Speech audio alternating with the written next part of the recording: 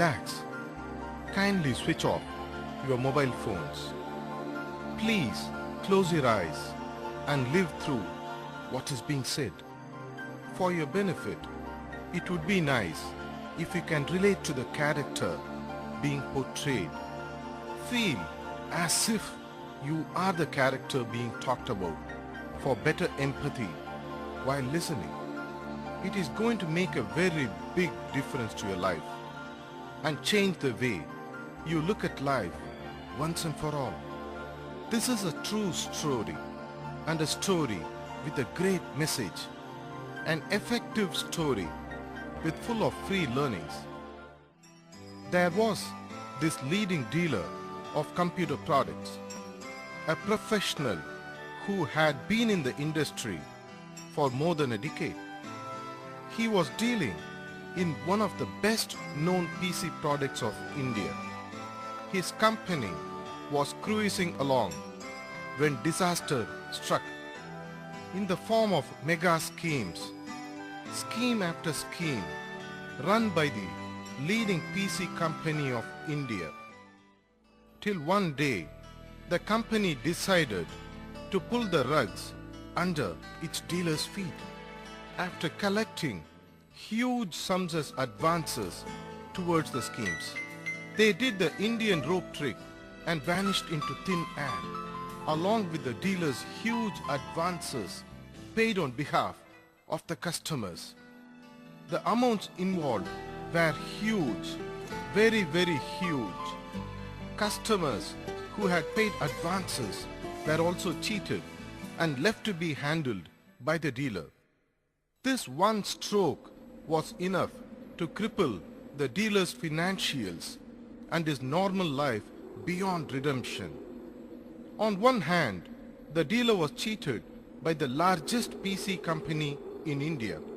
On the other hand, he had to handle the customers who were threatening him with dire consequences if their money was not given back. From a very comfortable financial position, the dealer was driven to bankruptcy. Adding to his agony, his mother had just passed away in a heart attack, and he had a just-born baby girl in his wife's hands. Such was the turmoil around him, he even contemplated suicide, which he could ill afford, as he has a family to protect and live by. And that is not his guru and the system of meditation he was practicing had taught him to do. It had taught him to live up and face life. The pressures were too much for him to handle.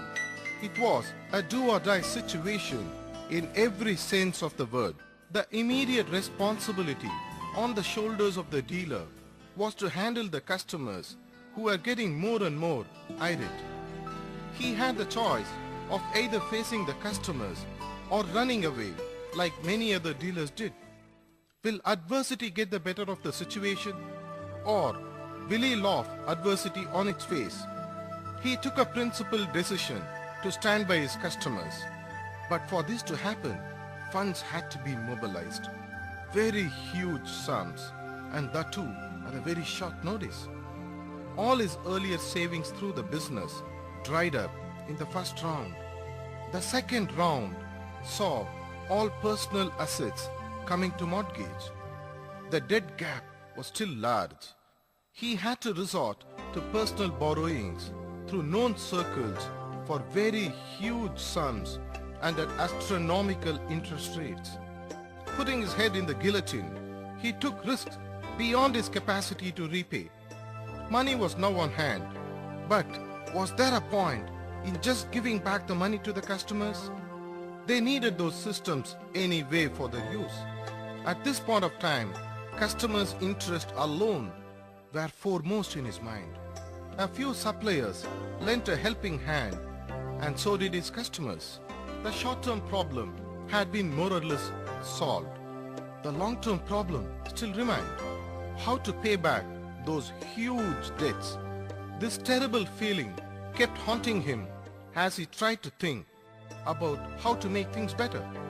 He was bound and chained by his own actions. He was faced with a no-win situation. and had no choice of escape but to face the consequences. He could not practically seek justice in the courts of Indian law. The situation was such, he had to put up with everything in order to survive, even if it meant living below normal means or getting by on a very low key. He felt stifled, trapped and uncomfortable because he had no voice. He was supposed to be free, but he wasn't. He had made a choice to let the beauty of the so-called freedom pass by because he had so much to lose. He gathered his pieces and realized that there should be a way to live confidently and be the best that he can be. Can he live a fulfilling life beyond the fears he faced? Yes, he can, he thought. He created an intense desire in him and put the past behind him. He took a hard look at himself and the circumstances. The dissatisfaction with his situation created in him a great desire for change, which was the first positive step he took. He pushed the shackles to the back of his mind and began to freely live his life. It was not an easy task. He believed in himself first, got on his feet and got moving. So, liberating his mind was the second step he took upon. What is the life's purpose? What should be tried and achieved? So, he took an inventory of his life. He found the power of deeply held aspirations inside him. He took the third step of dream to win seriously. So seriously, he found the resolve and the means to attain it. He set his short-term and long-term goals and set specific deadlines for it. A goal is like a road map of your life that leads you in a certain direction until you get there. So his fourth step was to get a focus and a direction for his life. He started practicing to be persistent. So many times in life, a lot of people knock on the door once, and if no one answers, they walk away. Or if they get the wrong answer, they walk away. He wasn't normal. He is that guy who always keeps knocking on the door. If he cannot get through the door, he will try a different door, or he will knock on the same door again and again, or he will go through the window, maybe through the block. He will come through the roof. He will do whatever it takes to get that face-to-face meeting or get that business. Practicing persistence over and over again was the fifth step. And the final part, the sixth step, being self-motivated or inspired to take action. Do we ever pull the trigger? Do we ever shoot the arrow? These ideas about believing in yourself and being enthusiastic and being persistent means nothing unless you are willing to take action, my dear friend. So, as you can see here, the key statement is to take action. If you build that on top of the 6 ideas, then you will be successful. You will be self-motivated. You will be inspired. And you know what else you will be? You will become inspiring. People will look up to you and they will attach themselves to you. My dear friends, he decided to dream big. He dared to be free. Today, he holds his head high and proudly says that his decision paid off very well indeed, making him totally free. The same is possible for each one of you to achieve. All it needs is a decision to dream. You know well that doing the same things again and again will get you the same results again and again. No better. You need to take a decision to do something different and positive about your life and for your family.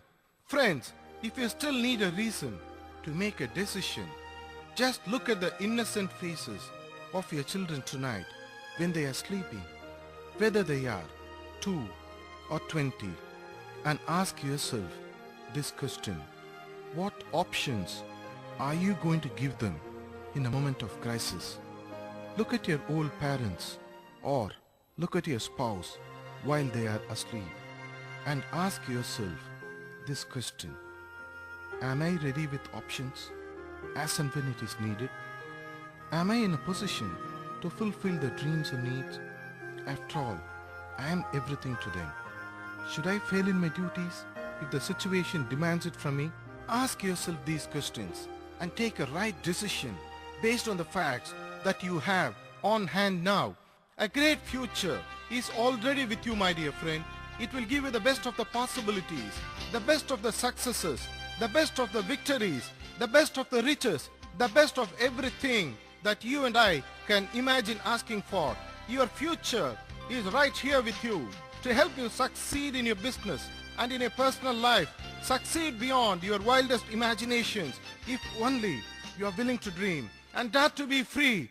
Go ahead and dream. Dream big. Dream really big and set yourself free forever. Thank you. Thank you. Thank you.